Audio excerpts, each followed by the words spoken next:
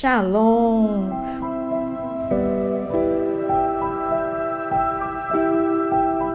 Hoje o nosso vídeo é sobre as 4 mentiras que o diabo quer que você acredite. Por que ele quer que você acredite? Porque Jesus é a verdade e ele quer te afastar de Jesus com mentiras muito sutis. Antes de eu falar dessas 4 mentiras, eu quero te contar uma pequena história, uma pequena parábola que uma vez eu li. Eu li uma parábola em que havia um pássaro lindo, com penas maravilhosas, coloridas, e o caçador se encantou com aquele pássaro e ele queria caçar esse pássaro. E ele tentou de todas as formas e não conseguiu, porque o pássaro era bem esperto. Mas ele tentou um outro tipo de artimanha. Ele disse: eu vou ganhar a amizade desse pássaro. E ele ganhou a amizade. Todo dia ele chegava com um alimento, dizia assim: olha, eu quero te dar esse alimento em troca só de 3 penas. Suas penas são tão lindas, eu quero guardar para admirar. Não vai fazer falta para você, você vai voar do mesmo jeito. E o pássaro, vaidoso, disse: tudo bem, eu dou minhas penas. E ele, em troca, tinha comida.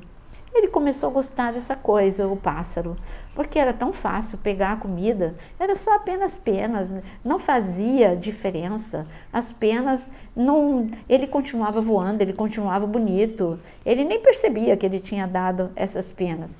Mas só que com a repetição, dia após dia, um dia, o caçador pegou o pássaro, porque ele já não conseguia mais voar. Ele estava sem as penas. Ele não percebeu quantas penas ele tinha perdido.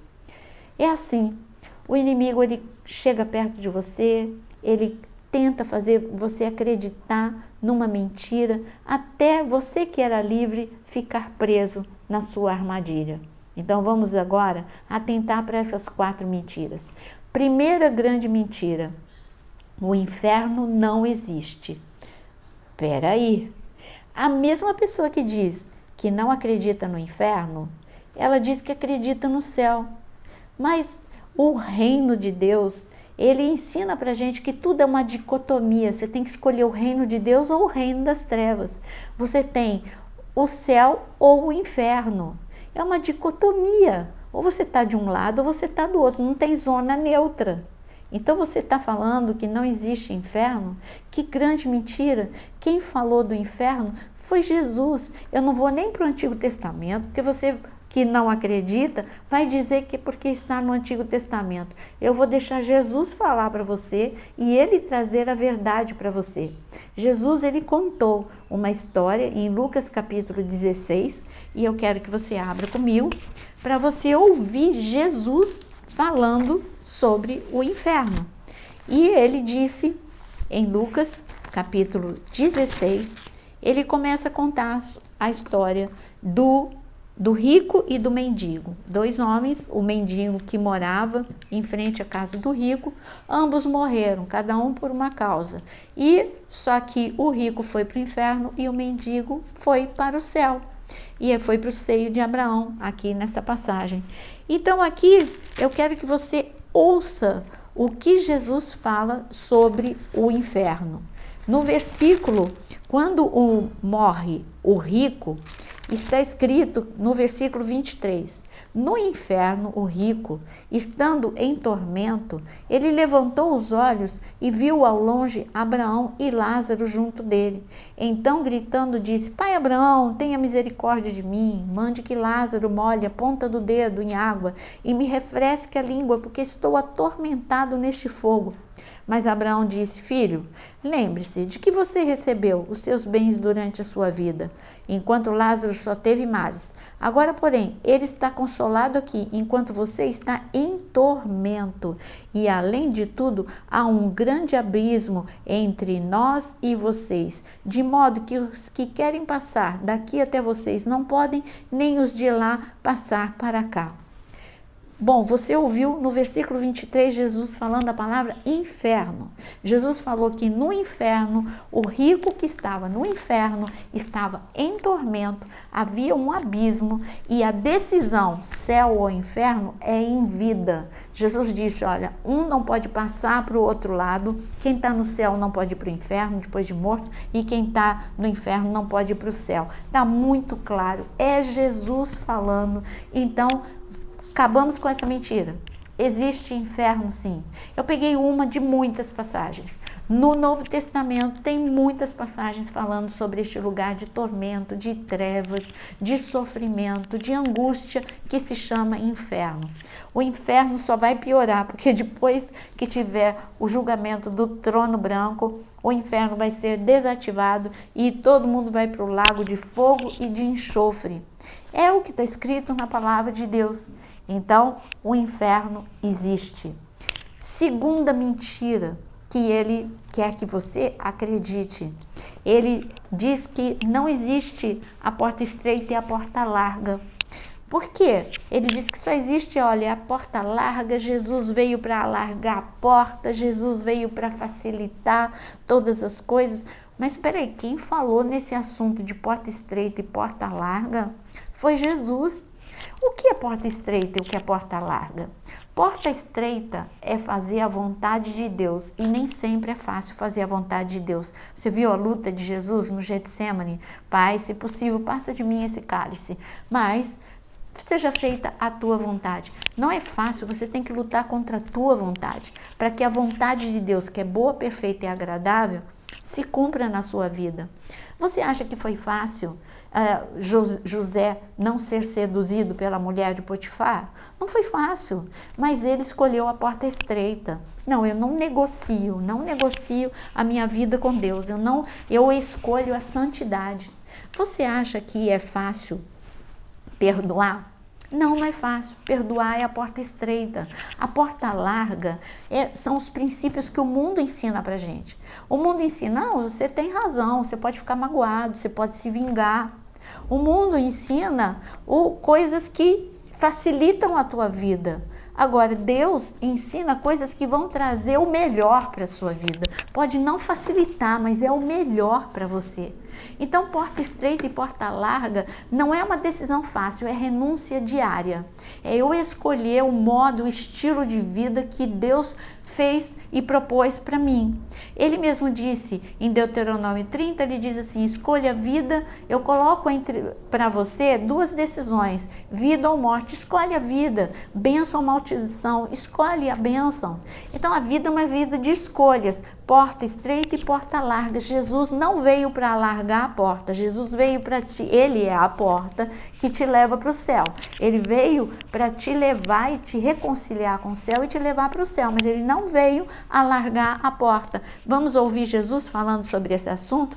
Mateus, capítulo 7, versículo 13 e 14.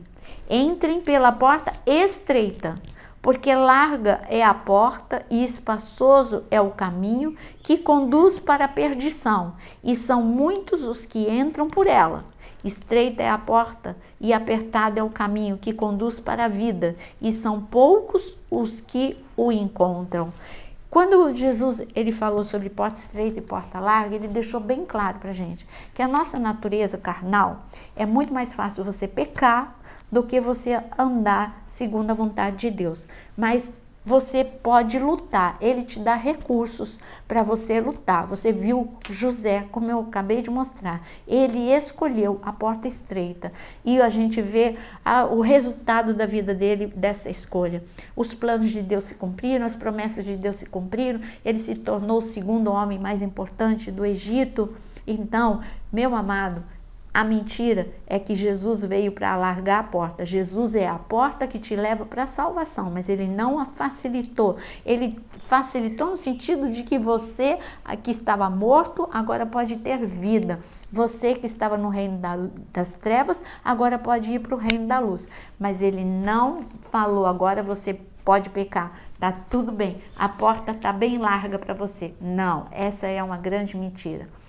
terceira grande mentira que ele quer muito que você acredite, eu coloquei aqui a graça barata. Você já ouviu falar sobre a hipergraça? A hipergraça é um evangelho moderno, onde você pode te dar a liberdade para pecar. É quase que a mesma coisa da porta estreita e da porta larga, mas eu separei porque aqui o risco desta mentira é muito grande. A hipergraça é um evangelho moderno, faz parte de tudo que é para facilitar. E Deus, ele disse, olha, nos últimos dias se levantariam mestres para ensinar um evangelho que para você, coceira no ouvido, aquilo que você quer ouvir. E quem não quer ouvir, pode fazer o que você quiser que você está salvo. Você pode pecar, você pode fazer o que você quiser, porque não existe pecado. Depois que você aceita Jesus, não existe pecado. A hipergraça é muito perigosa. Por isso, cuidado com este evangelho. Eu vou te mostrar uma passagem para Jesus, que é a própria graça, ele falando sobre pecado e as consequências do pecado. Ele foi até o tanque de Betesda. Você sabe que ele curou um homem que era paralítico há 38 anos. Bom, cura física, foi um milagre espetacular. No dia seguinte, esse homem, muito empolgado com a sua cura, ele foi para o templo, ele estava até no lugar certo, ele estava no templo. Jesus encontrou com ele. Quando Jesus encontrou com ele, escute o que Jesus fala para este homem sobre a vida dele, para que você saiba que a hipergraça é um grande engano. Olha, eu vou começar no versículo 8, quando Jesus o cura. Então Jesus lhe disse, levante-se, pegue o seu leito e ande. Imediatamente o homem se viu curado e pegando o leito começou a andar. E aquele dia era sábado. Por isso os judeus disseram ao que tinha sido curado, é sábado, e nesse dia hoje não tem permissão para carregar o seu leito. Ao que ele lhes respondeu, o mesmo que me curou me disse, pegue o seu leito e ande. Agora veja o encontro de Jesus com ele no templo, no versículo 13. Aquele que tinha sido curado não soube responder porque Jesus tinha se retirado por haver muita gente naquele lugar. Mais tarde, Jesus o encontrou no templo e lhe disse, olha, você foi curado, não peque mais, para que não aconteça coisa pior. Quem está tocando no assunto pecado e consequência é Jesus. Jesus disse, olha, eu te curei fisicamente, mas se você pecar, você vai se afastar de mim. Se você se afastar de mim, você perde a proteção, você perde a cura. E aquilo que o diabo fez para destruir a tua vida vai ser pior ainda, ele vai fazer coisa pior. Por isso, ande no caminho da santidade, ande no caminho, no alvo, porque pecar é errar o alvo. Então, acerte o alvo todos os dias, pegue a sua cruz e negue a si mesmo. Então, quem está falando de pecado e consequência é Jesus, a graça em pessoa. Eu costumo dizer que quem prega dessa forma não consegue ver o evangelho como um todo. No Antigo Testamento, quem era pego em adultério, em flagrante, era morto. Jesus, no Novo Testamento, ele piora isso em flagrante. Agora, no Novo Testamento, Jesus diz assim, quem olhar com cobiça, já se deitou com a pessoa, já pecou. No Antigo Testamento, que era a lei, está escrito que aquele que mata o seu irmão é homicida e vai ter uma punição. Agora, no Novo Testamento, Jesus disse, se você não ama teu irmão, você é homicida. Aonde que a graça é barata? Jesus, a graça é de graça. Jesus fez tudo por você, mas ela não é barata. Ela custou a vida de Jesus. O sangue de Jesus foi vertido por amor a você. Mas ele te diz o que ele disse ao paralítico, vai e não peques mais. Vai, porque eu te dei graça para ter acesso. O que é a graça de Deus? É a salvação. O que é a graça de Deus? É a presença de Deus em mim, é o Espírito Santo de Deus em mim. O que é a graça? É o acesso ao trono de Deus. Hoje eu posso ir além do véu. Então, isso é a graça de Deus. A graça é eu poder ouvir a Deus, é eu poder ser ensinado por Deus. Hoje eu tenho, como eu disse, o Espírito Santo dentro de mim. Isso é graça de Deus. Mas a graça não é libertinagem. Não é para você liberdade para você pecar. Senão não teria Gálatas capítulo 5 com aquela lista enorme de obras da carne que você não pode deixar na sua vida. Lembre-se, a graça não é de graça.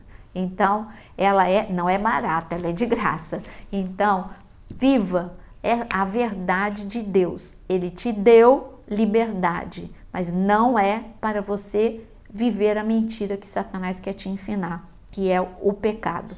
Bom, a última mentira que ele quer que você acredite, ela é seríssima. Aliás, todas elas são muito sérias. Você está vendo que todas elas querem te afastar da presença de Deus. A última mentira que ele quer que você acredite é que Jesus não vai voltar. E Jesus, ele já tinha dito isso pra gente, ele já tinha alertado. A gente que não presta atenção, mas está lá em Mateus capítulo 24. Vamos ler todos juntos, Mateus capítulo 24. Está escrito a partir do versículo 45. Quem é, pois, o servo fiel e prudente, a quem o Senhor deixou encarregado dos demais servos para lhe dar sustento a seu tempo? Bem-aventurado aquele servo a quem seu Senhor, quando vier, achar fazendo isso. Em verdade lhes digo que lhe confiará todos os seus bens. Mas o que acontecerá se aquele servo, sendo mau, disser consigo mesmo: meu senhor demora para vir, e começar a espancar os seus companheiros e a comer e beber com os bêbados? Virá o senhor daquele servo em dia em que ele não espere, em hora que não sabe, e irá aplicar-lhe um castigo severo, condenando-o com os hipócritas. Ali haverá choro e ranger de dentes. Você viu que aqui a mentira, Jesus já estava dizendo, vai ter um tempo em que as pessoas vão dizer: o meu Senhor demora, o meu Senhor não vai voltar, porque geração após geração todo mundo diz: Jesus vai voltar e ele não volta, Jesus vai voltar e ele não volta. E Jesus vai voltar, e quem fala dessa forma não conhece profecia. Jesus, ele deixou passo a passo, que nem um quebra-cabeça, as peças para você juntar e dizer: bom, é neste momento que Jesus vai voltar. As peças estão todas em Mateus 24. Ele disse todos os sinais para que Jesus, quando Jesus fosse voltar, o que estaria acontecendo no mundo, mas tudo ao mesmo tempo. Não são sinais isolados, não. Se tem terremoto é porque Jesus vai voltar. Não, tem que ser terremoto, guerra, tem que ser tudo ao mesmo tempo. E tudo que está escrito nos princípios das dores. E o que nós estamos vivendo é tudo e mais um pouco, ao mesmo tempo. E por isso que, neste momento, que agora que está acontecendo tudo, a maior mentira é todo mundo dizer: não, Jesus não vai voltar, não, e a igreja não vai ser arrebatada. Então, olha, o risco que a igreja está correndo com essa mentira. Jesus disse: olha, vai ter um momento que as pessoas vão dizer: o meu mestre vai demorar, não, eu posso fazer o que eu quiser da minha vida, porque ele não vai voltar. Porque quando você tem essa consciência, Jesus vai voltar, você vive todos os dias como se fosse o último dia. Você cuida da sua vida para estar preparado para a volta de Cristo. Agora, quando você pensa: não, Jesus não vai voltar, você vive de qualquer forma. Não acredite nessa mentira. Jesus vai voltar. E se eu tenho para te dizer, existe um relógio, o relógio da humanidade. E esse relógio está lá no trono de Deus. E eu digo para você, se você me perguntar que horas são, porque Deus, ele diz para a gente: pergunte, guarda, pergunte que horas são. É o que está escrito lá em Isaías. Mas e se você me perguntasse assim, que horas são na história da humanidade? Eu te diria: faltam segundos para Jesus voltar. Segundos para que a volta de Cristo possa ser uma grande realidade. Então não acredite em nenhuma dessas mentiras, viva a verdade e seja cada dia mais intenso com Deus, entusiasmado com o Senhor, apaixonado por Deus, vivendo a verdade, em nome de Jesus. Se você gostou desse vídeo, deixa o seu like, compartilha e não esquece, aqui nós temos a área de membro com muitos cursos para você. Que o Senhor te abençoe e até o nosso próximo vídeo.